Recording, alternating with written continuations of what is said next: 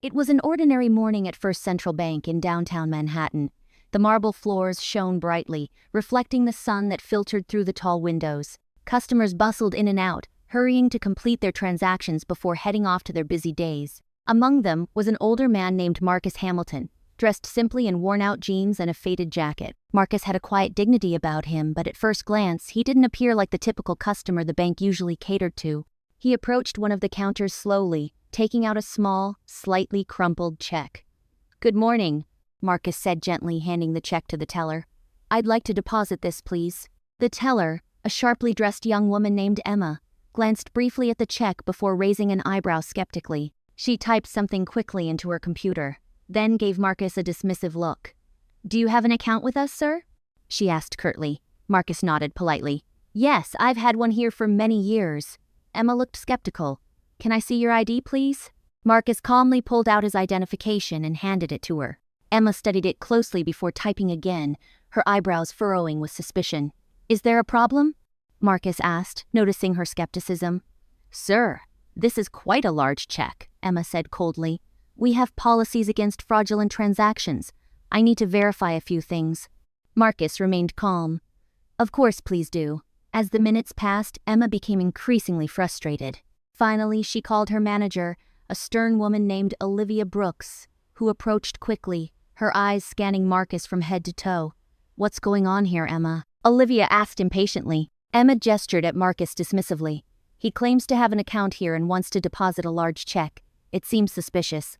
Olivia took the check, looked at Marcus with visible disdain, and said sharply, "I'm sorry, but we're going to have to refuse this transaction. This check seems questionable, and we have strict regulations to follow." Marcus sighed softly, trying to maintain his dignity. "I've banked here for more than 20 years, Miss Brooks. I've never had an issue." Olivia shook her head firmly. "I'm afraid this is non-negotiable. Please leave or I will have to call security." Feeling humiliated, Marcus turned away just as the front door opened. A tall, distinguished-looking man in an expensive suit entered, immediately drawing the attention of the entire bank staff. "Good morning, Mr. Bennett." Olivia greeted him enthusiastically. "What brings you here today?" Mr. Bennett was none other than James Bennett, the CEO of First Central Bank. He smiled warmly at Olivia before noticing Marcus, whose expression was one of quiet disappointment. "Marcus? Marcus Hamilton?" Bennett called out in surprise. Everyone in the bank turned toward Marcus, who looked equally surprised to hear his name called by the CEO. Marcus smiled weakly, recognizing the familiar face. "James," Marcus said warmly, shaking Bennett's hand. Olivia's face drained of color as she realized Marcus knew the CEO personally. "Marcus, it's been too long," Bennett continued enthusiastically. "What brings you in today?" Marcus explained quietly. "I came to deposit this check, but apparently it's an issue." James Bennett's expression shifted from joyful reunion to concerned curiosity. He turned sharply to Olivia and Emma, both now visibly panicked. "What's the problem here?" Bennett demanded. Olivia stammered nervously. We had to follow protocol, sir. It was just a routine verification." "Routine verification?" Bennett echoed skeptically. He took the check from Olivia's shaking hands and examined it closely. "This is a check from Hamilton Enterprises," he announced loudly, his voice filled with surprise and respect. "Marcus Hamilton is the founder of one of the largest real estate firms in the country." Gasps filled the room as the staff realized their grave mistake. James Bennett looked Marcus straight in the eyes. "Marcus, I apologize deeply. This is absolutely unacceptable. You have always been a valued customer and partner." Marcus nodded graciously. "I appreciate your sincerity, James, but I hope your employees understand that appearances can be deceiving."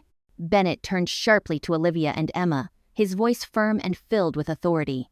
"You two in my office immediately." As Olivia and Emma walked away with slumped shoulders, Bennett returned his attention to Marcus. "Let me personally handle this transaction for you," he said, guiding Marcus gently toward a private office.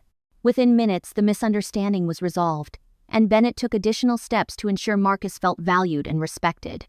Marcus Hamilton, once treated unfairly because of his humble appearance, was now acknowledged as one of the most influential figures in the city. When Marcus finally left the bank, the atmosphere had changed entirely. The staff, who had previously dismissed him, now greeted him with genuine smiles and respectful nods.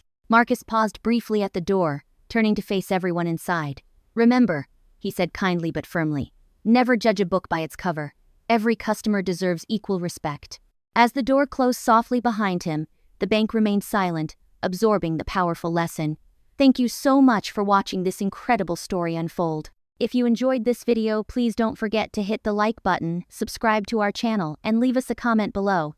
What would you have done in Marcus's position? Let us know, and we'll see you in the next inspiring story.